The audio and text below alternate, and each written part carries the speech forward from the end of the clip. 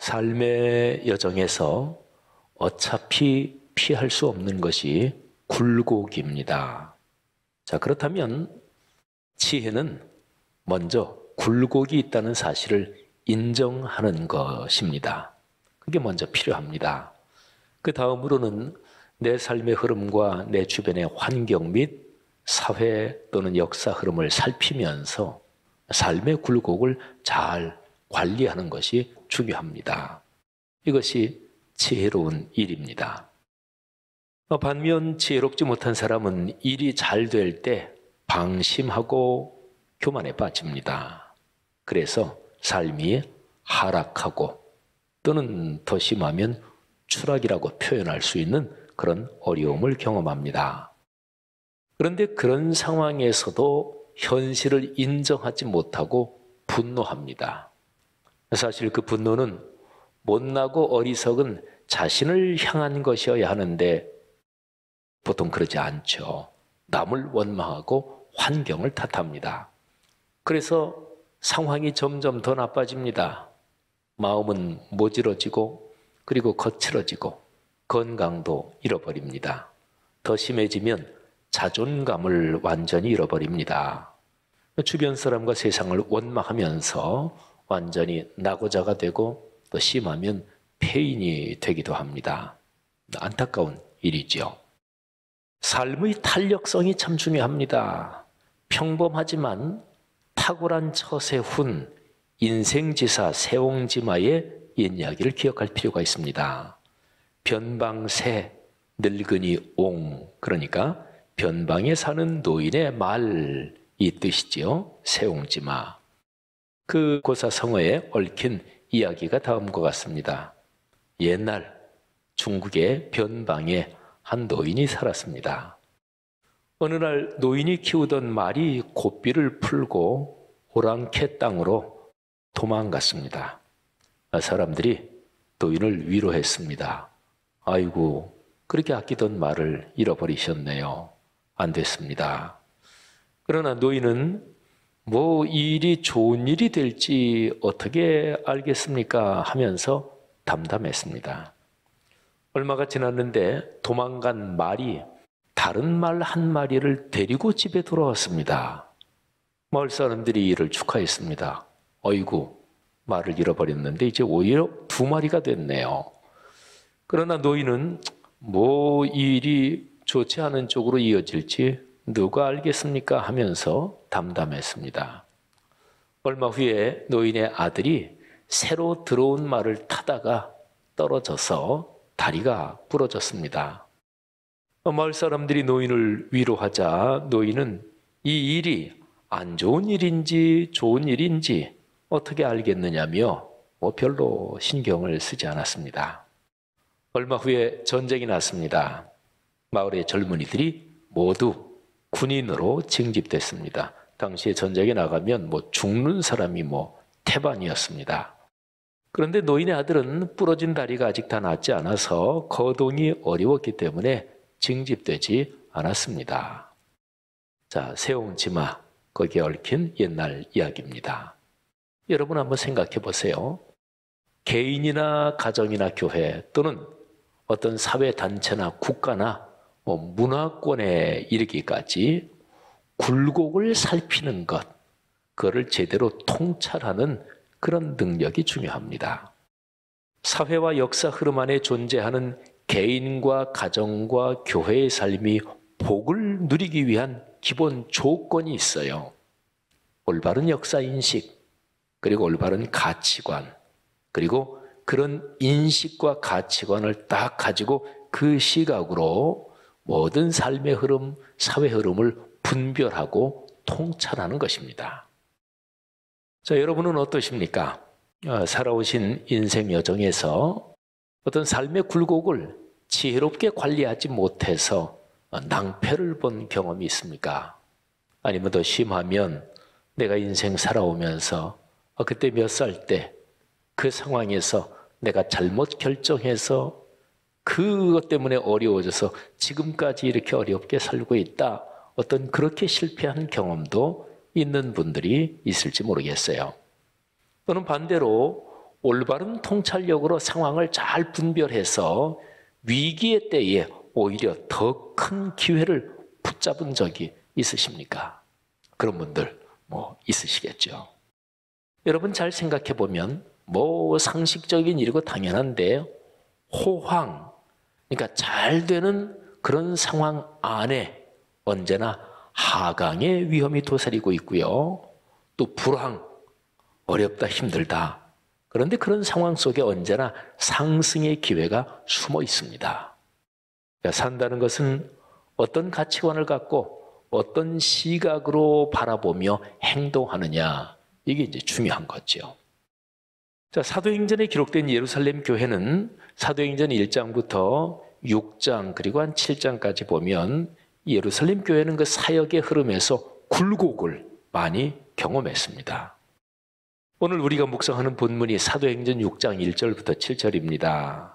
그런데 여기에 보면 예루살렘 교회의 지도자들이 지혜로운 통찰력으로서 어려워지는 현실을 극복하고 그 예루살렘 교회 공동체의 사역이 상승하는, 그리고 잘 진행되는 이야기가 기록되어 있습니다.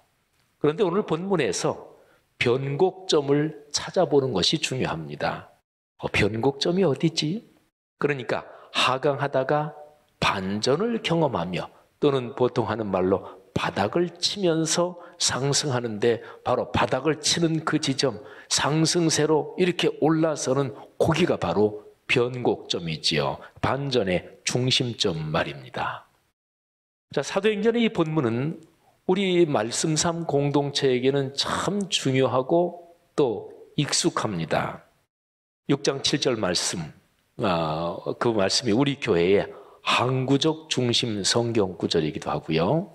그리고 특별히 코로나 3년째인 2022년에는 올해의 말씀으로 그 말씀을 붙잡기도 했습니다.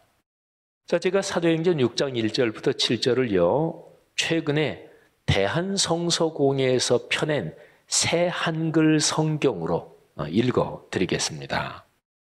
이 새 한글 성경 제가 한번 읽어보니까 아주 쉽게 번역이 돼서 자연스럽고 아주 술술 읽히더라고요. 신앙생활 하시면서 내가 섬기는 교회에서 공식 성경으로 쓰는, 강단용 성경으로 쓰는 그 성경 외에 다른 이런 번역 한두 개 참고하는 게 참 좋은 거거든요. 근데 우리 교회나 오늘날 한국교회에서 가장 많이 강단용 성경으로 쓰고 있는 것이 개역 개정판이죠. 근데 어쨌든 개역 개정판을 갖고 또 이 새 한글 성경, 이거는 옆에 놓고 또 같이 읽어보면 참 좋을 것 같아요. 자, 사도행전 6장 1절부터 7절 새 한글 성경으로 들어보십시오. 이 즈음에 제자들이 늘어났는데 그리스말을 쓰는 유대야 사람들이 토박이 유대야 사람들에 맞서 불평하는 일이 생겼다. 그리스말을 쓰는 쪽에 남편 여인 여자들이 나날의 식량 지원, 재정 지원에서 소홀히 대접받았기 때문이다. 그러자 그 12이 제자들 전체를 가까이 불러놓고 말했다.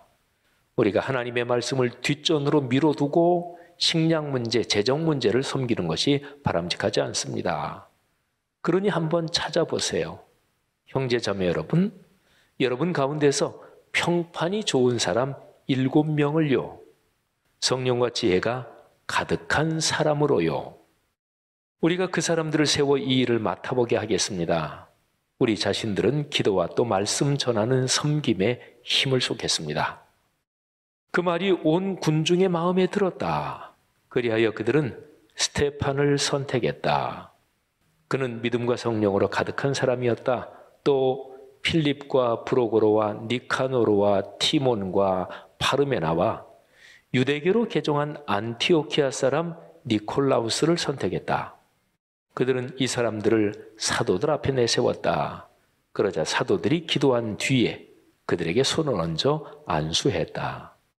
하나님의 말씀이 계속 퍼져나갔고 자라났고 예루살렘에서 제자의 수가 매우 많이 늘어나고 있었다. 제사장의 큰 무리도 잇따라 믿음에 순응했다. 아멘. 참 쉽죠, 번역이. 특별히 6장 7절에 개역 개정판에 하나님의 말씀이 점점 왕성하여, 말씀이 왕성했다. 이 왕성했다는 헬라어 원어가 아욱사노라는 동사인데요. 예수님께서 씨 뿌리는 자의 비유, 겨자씨의 비유, 그거를 말씀하실 때 사용된 단어예요. 씨 안에 있는 생명력이 자라고 성장한다, 이런 단어거든요. 근데 여기 새 한글 성경에 보니까 그 6장 7절에 그 단어를 말씀이 퍼져나갔다, 그리고 각주에다가 말씀이 자라났다, 그래서 헬라어 원어의 뜻을 그렇게 고려하면서 번역한 그런 것도 보입니다. 자, 아무튼요, 교회나 사회단체 또는 국가, 그 어떤 모임이든지 가장 힘든 것이 내부의 갈등과 분열입니다. 외부의 공격보다 내부의 적이 더 위험하고 힘듭니다. 모든 갈등에는 갈등 비용이 발생합니다. 그런데 내부에서 발생하는 그 갈등의 비용이 많이 듭니다. 예루살렘 교회가 내부의 갈등과 원망으로 사역이 하락하고 있었습니다. 여기 새 한글 성경은 헬라어 그 단어를 직역해서 12이라고 번역했는데, 그런데 12사도들을 말하죠. 12사도들이 이 갈등을 어떻게 해결했을까요? 자, 사도행전 6장 1절부터 7절을 가만히 읽어보면 반전의 계기, 그러니까 내려가다가 그리고 올라가는 쪽으로 꺾이는 그 변곡점이 나오는 곳이 있어요. 그게 바로 6장 2절입니다. 12사도가 모든 제자를 불러 이르되 우리가 하나님의 말씀을 제쳐놓고 접대를 일삼는 것이 마땅하지 아니하니. 아멘. 자, 한번 상상해 보실까요? 공동체 내부에 문제가 발생했다. 이거를 12사도들이 들었겠죠. 구제 재정을 가지고 생활이 어려운 과부들을 돕는데 그 헬라파 과부들이 마땅히 도움을 받아야 하는데 자꾸 명단에서 탈락되고, 그것 때문에 지금 좀 문제가 발생했습니다.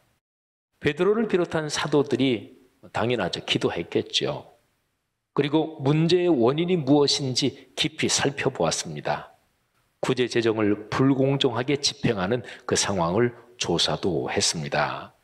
그런데 현실적으로 나타난 그런 문제를 조사한 것 말고 더 나아가서 더 깊이 그 일을 맡은 사람들의 마음과 신앙 상태, 그리고 공동체 전체의 분위기와 신앙 상태도 성찰했습니다. 그러면서 사도들이 거기에서 깨달은 게 있었습니다. 자, 이런 거를 발견했습니다. 우리 공동체 안에 언제부터인가 하나님의 말씀이 뒷전으로 밀리기 시작했구나. 문제의 깊은 원인이 이것이구나. 우리 교회에 새로운 사람들이 많이 들어오고 재정도 늘어나면서 여러 가지 행사와 사업에 힘쓰다가 정작 교회의 생명인 하나님의 말씀을 소홀히 했구나. 하나님의 말씀을 다시금 우리 공동체의 중심에 두어야 한다. 여러분, 이것이 중요합니다. 이 깨달음, 이 통찰력과 분별력, 바로 여기에 반전의 변곡점이 들어있습니다. 여러분, 사람이란 존재에서요, 제대로 뭐를 깨닫잖아요. 그냥 참 좋다, 감동적이네, 이런 것도 좋은 깨달음이지만 그 정도가 아니라 뭐를 깊이 제대로 깨달으면 정신의 상태가 바뀝니다. 우리말에서 보통 쓰는 표현이 있죠. 아이고, 아직도 정신 못 차렸네. 또는 아이고, 정신 좀 차려라. 그러니까 이 마음이 깨달음을 얻고 마음이 바뀌는 것, 이게 모든 것의 시작이거든요. 근데 제대로 깨달으면 정신의 상태가 바뀌고, 그리고 마음에 강한 힘이 생깁니다. 변화의 동력이 작동합니다. 그러면서 언어도 바뀌고 행동도 바뀝니다. 어떤 사람이 계속해서 쓰는 말이 부정적이고 소극적이고 비관적인 말을 좀 자주 쓰는 사람이 있죠. 아이고, 또 그렇게 됐네. 아이고, 내 신세가. 맨날 이래. 그런 게 이제 입에 붙은 사람, 그 사람은 사실은 속에 정신의 상태가 그렇기 때문에 그런 거예요. 근데 제대로 깨달으면 그게 바뀝니다. 적극적이고 긍정적인 언어로 바뀌고 그리고 행동도 변합니다. 예루살렘 교회의 경우가 어땠나요? 문제가 발생했는데 그런데 12사도를 비롯한 그 지도자들이 그 사역의 현장 그리고 성도들의 일상과 인격에서 하나님의 말씀이 다시 작동해야 된다 이런 깨달음을 얻고 그리고 구체적으로 그렇게 조치했습니다. 7명의 집사님을 세웠는데 성령과 지혜가 충만하여 칭찬받는 사람을 선택했습니다. 여러분, 성령과 지혜가 충만한 사람, 그러면 어떤 게 머릿속에 연상이 되십니까? 열심히 기도하고 꿈과 환상도 보고 막 그런 사람?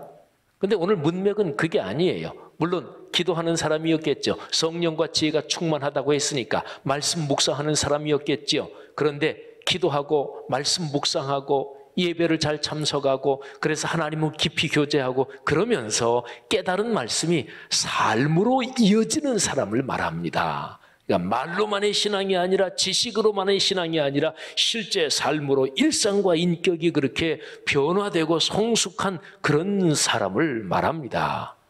다른 말로 하나님의 말씀을 듣고 깨달아 기도하면서 말씀대로 사는 사람이죠. 자, 그런 사람 7명을 집사님으로 세워서 그 구제 재정을 맡겼습니다. 그리고 사도들을 중심한 목양의 지도자들은 기도하며 말씀 사역에 힘을 쏟았습니다. 자, 그 결과 어떤 상황이 됐나요? 그게 바로 7절 말씀이에요. 자, 우리 7절 말씀을 다 함께 한번 읽겠습니다. 시작.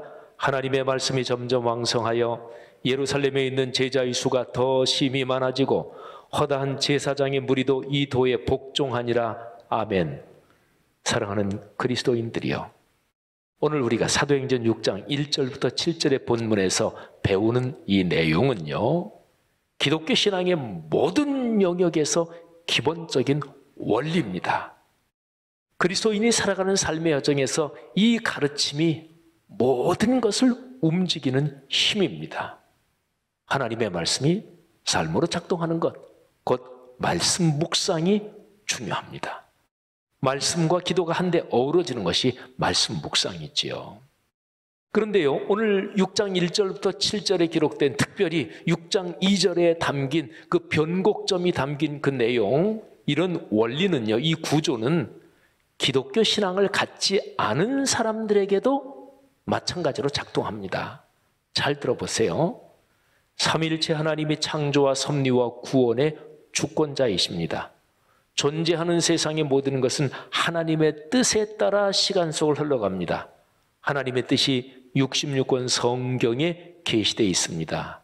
그런데요, 기독교 신앙을 갖지 않은 분들, 불교 신앙, 타 종교를 가진 분들까지 다 포함해서 기독교 신앙을 갖지 않은 사람들이 성경의 내용을 직접적으로 알지 못해도 삶의 일반적인 지혜와 덕목을 따르면 그런 내용에 약속되어 있는 성경에 기록된 그런 내용이 그게 그 사람들에게 복이 됩니다. 구원을 받는 것은 명시적으로 예수 그리스도의 복음을 듣고 믿어야 합니다. 하지만 일반적인 삶의 축복들, 예를 들면 인도적 일륜도덕, 그러면 그 내용이 어떤 것일까요?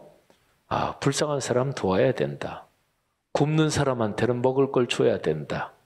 억울한 사람, 억울함을 풀어줘야 된다. 사람들이 서로 평화롭게 살아야 된다. 거짓말하면 안 된다. 이런 게 일반적 인륜 도덕이잖아요. 그러니까 신앙생활을 안 하는 사람, 기독교 신앙을 안 가지고 있는 사람도 이런 일반적인 인도적 인륜 도덕, 그거 중요하지. 그렇게 살면 성경의 그런 인도적 인륜 도덕에 대한 내용도 많거든요. 그 성경 말씀의 복을 그 사람이 받습니다. 그리고 이런 일반적인 덕목은 이거를 일반 계시라고 그래요. 하나님이 우리에게 당신의 뜻을 말씀해 주시는 것, 보여주시는 것에는 두 가지 계시가 있어요. 첫 번째 특별 계시, 예수 그리스도의 십자가 사건, 그리고 66권 성경 말씀. 두 번째 일반 계시, 인도적 인륜 도덕. 또 요즘 같은 상황에서 환경을 보존하는 생태적 환경 윤리, 이것도 하나님의 일반 계시에 속합니다. 법치의 민주주의가 잘 발전하도록 민주 정치에 법을 지키면서 나라가 자꾸 발전되는 것, 이것도 그런 데 속하지요. 그야말로 유전무죄, 무전유죄, 그건 하나님의 뜻에 안 맞는 거잖아요. 법이 고무줄처럼 적용되면 하나님께서 그걸 싫어하시는 거잖아요. 그리고 부자와 가난한 사람이 너무 심하게 격차가 벌어져서 부자는 천문학적으로 계속 돈을 벌고 전 세계 수많은 사람들이 굶주리는 거, 하나님이 그거 좋아하실 리 없잖아요.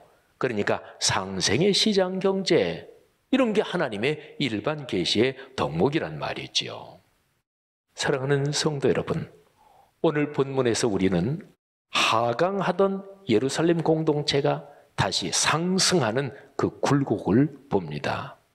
내려가다가 올라가는 방향으로 바뀌는 그 지점, 그러니까 반전의 그 바로 지점, 거기가 바로 상승 변곡점이고요. 그 변곡점이 사도행전 6장 2절에 있는 거예요. 하나님의 말씀을 제쳐놓고 다른 어떤 것보다 하나님의 말씀이 중심이어야 하는데, 하나님의 말씀이 어느새부터인가 모르게, 언제부터인가 모르게 옆으로 밀려났고 뒷전이 됐다. 이게 문제구나. 그걸 깨닫는 것, 그게 바로 변곡점인 거지요. 말하자면 상승하는 계기가 되는 거지요. 여러분, 6장 2절의 내용을 제가 한번 다른 표현으로 말씀드려보면 다음과 같습니다. 삶이 힘들고 어려워질 때 남이나 밖을 탓하지 말고 내면으로 눈을 돌려라. 자신을 성찰하라. 내 마음의 왕좌에 누가 주인으로 앉아 있는지 정직하게 살펴라. 말씀이신 예수 그리스도께서 앉아 계시던 그 자리에 지금 다른 어떤 것이 제 것인 양 그 자리를 차지하고 있지는 않은가? 하나님의 말씀이 다시금 내 마음의 중심에 있게 하라. 공예배의 자리를 소중하게 여기라. 예배 중에 선포되는 설교의 말씀에 겸허하게 마음의 귀를 기울이며 주님의 음성을 들으라. 예배에서 온 마음을 다해 찬양하라. 진실하게 깊이 기도하라. 헌신의 시간에 마음을 담아 헌금하며 나의 삶 전체가 주님의 것임을 깊이 고백하라. 형제 자매들과 함께 예배 드리는 것을 감사하라. 깨달은 말씀을 내 마음에 새기고 삶의 결단으로 행동하라. 주님께서 내 삶을 다시금 위로 솟구쳐 오르게 하실 것이다. 사랑하는 말씀 삶 공동체의 그리스도인들이여, 오늘 듣고 깨닫고 마음에 새긴 이 말씀이 오늘 이후 여러분의 삶에서 거룩한 능력으로 작동할 것입니다. 믿음을 갖고 담대하게 사십시오. 하나님께서 거룩한 말씀으로 여러분을 축복하십니다. 주님께서 여러분의 손을 붙잡고 걸어가십니다. 주님께서 잡으신 여러분의 손을 결단코 놓지 않으십니다. 여러분이 힘들 때는 주님께서 거룩한 영을 통해서 여러분을 안아도 주시고 업어도 주시면서 인생 여정에 동행하십니다. 성도 여러분에게 그런 축복이 이번 또 한 주간 또는 걸어가는 삶의 여정 내내 넉넉하고 풍성하기를 주의 이름으로 축원합니다.